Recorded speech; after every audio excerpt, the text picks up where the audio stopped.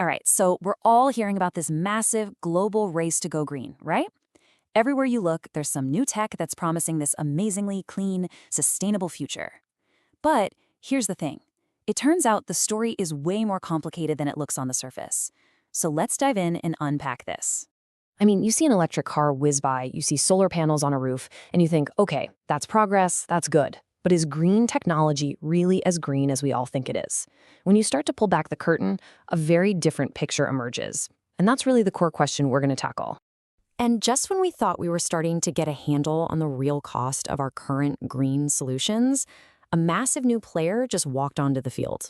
And that's artificial intelligence.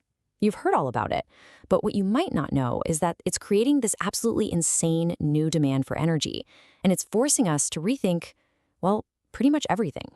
Okay, so before we go any further, let's just make sure we're all on the same page. When people throw around the term green technology, what are we actually talking about? At its heart, the promise is really simple and honestly pretty powerful. It's all about using our human smarts to help heal the planet. Basically, it's any kind of tech, any tool or system that's designed to reduce our negative impact on the environment. The idea is to not just stop doing harm, but to actively protect or maybe even repair some of the damage we've already done. It's about finding ways to solve big problems, from energy to waste, that work with the planet instead of against it. And look, this isn't some futuristic sci-fi concept. This stuff is already all around us, in our daily lives. I mean, think about it. This simple little LED light bulb that slashes your energy use, that's green tech. That smart thermostat on your wall, green tech. Electric cars and bikes, solar panels on rooftops, even entire buildings designed to be super sustainable, this is the tech that's shaping our world as we speak. So the big question is, why the sudden boom? It really feels like this whole thing has just exploded, right? It's gone from a kind of niche interest to this massive global priority almost overnight. And well, that didn't happen by accident. It's a full-on race, and it's being fueled by some incredibly powerful forces. When you boil it down, there are really three key things driving this whole green boom. First up, you've got government policy. You're seeing countries like India set these huge, ambitious goals, like getting to net zero emissions by 2070. Then there's a massive wave of money, corporate investment, being poured in, a lot of it driven by what they call ESG. That's environmental, social, and governance goals. And finally, there's us, everyday people. There's just a growing awareness and a real demand for products that are more sustainable. And to give you a really concrete example, just look at California. They've put a law in place that says starting in 2035, the only new cars you can buy have to be electric. Think about that.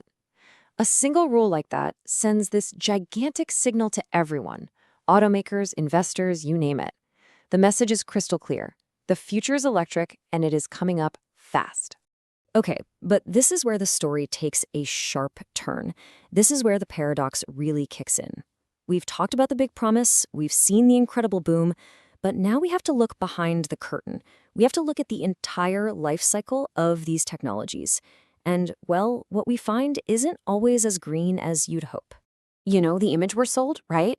It's this beautiful, clean, simple picture of zero-emission energy. But the reality? The reality of actually making something like a solar panel is messy. It means mining for rare earth materials. It often means processing those materials in factories powered by coal. It involves a whole lot of chemical-intensive manufacturing. The supply chain is incredibly complex and, frankly, often pretty dirty. And then what happens when they're done? Solar panels have a lifespan, maybe 25, 30 years. And after that? Well, this chart is just, wow, it's pretty stark. In the US, a jaw-dropping 90% of old solar panels just end up in a landfill. 90%. So it feels like we're solving one problem, the energy problem, but we're creating this other ticking time bomb, a massive e-waste problem for the next generation to deal with. So, as if that whole e-waste thing wasn't a big enough problem to solve, along comes the absolute game changer, artificial intelligence, AI. The development and the use of AI is creating a tidal wave of new energy demand that is completely blowing up all of our old forecasts. It's forcing us to rewrite the rulebook on energy and climate goals. And it's so important to get this. We're not talking about a small little bump in energy use here. We're talking about something huge. Every time you ask an AI a question, every time a company trains one of these massive new AI models, it is drinking up incredible amounts of electricity in a data center somewhere. This is a brand new layer of demand, just plopped right on top of all the energy we already use. So just how much power are we talking about? Well, get this. In the US alone, they're already planning to add 46 gigawatts of new energy capacity. And that's just to feed the AI boom. To put that number into perspective for you, that is enough electricity to power tens of millions of homes. It's a staggering amount. So the really critical question is, how are we going to generate all that new power right now? This quote just lays it bare. To meet the demand for AI, the US is planning to build 80 new gas-fired power plants. 80. That's enough energy for an entire country like Norway. So just let that sink in.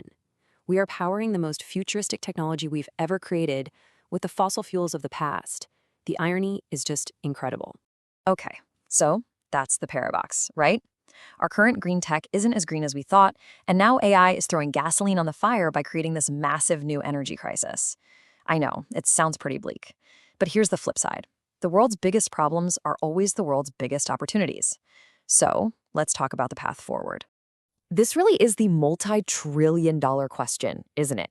How do we possibly power this new AI-driven future in a sustainable way? How do we meet this incredible new demand for energy without just completely torching our climate goals?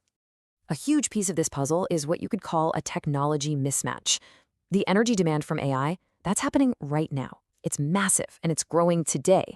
But our best bets for clean, reliable power that we can turn on whenever we need it, things like small modular nuclear reactors, those are still probably a decade away from being widely available. And the holy grail, fusion energy, is even farther down the road. That leaves us with this really dangerous gap between the power we need now and the clean power we'll have, eventually. So what do? How do we bridge that gap? We obviously can't just sit around and wait for some magical new technology to save us. It's going to take a real coordinated effort. It's a three-pronged approach. First, we need smart government policies to lead the way and set clear targets.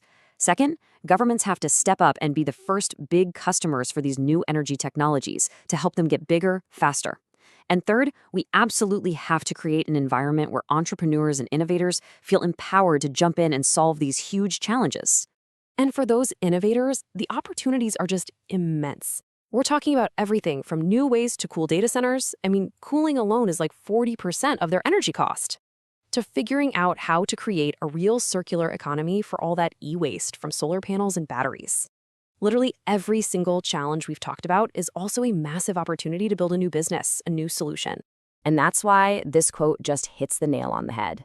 The world's biggest problems are the world's biggest opportunities. Yeah, the scale of this whole energy and climate challenge feels daunting, for sure. But for the innovators, the entrepreneurs, the scientists out there, that means the scale of the opportunity to make a real impact and to build something incredible is just as big. Which kind of leaves us with this final big thought to chew on. Our greatest innovations always seem to create our biggest challenges. It's a pattern throughout history, and there are no easy answers here. So the real question for all of us is, as we charge ahead into this incredible AI-powered future, what trade-offs are we actually willing to make for all that progress? What are we willing to build? And maybe what are we willing to sacrifice to make sure we get there responsibly? It's a choice we're all going to have to make together.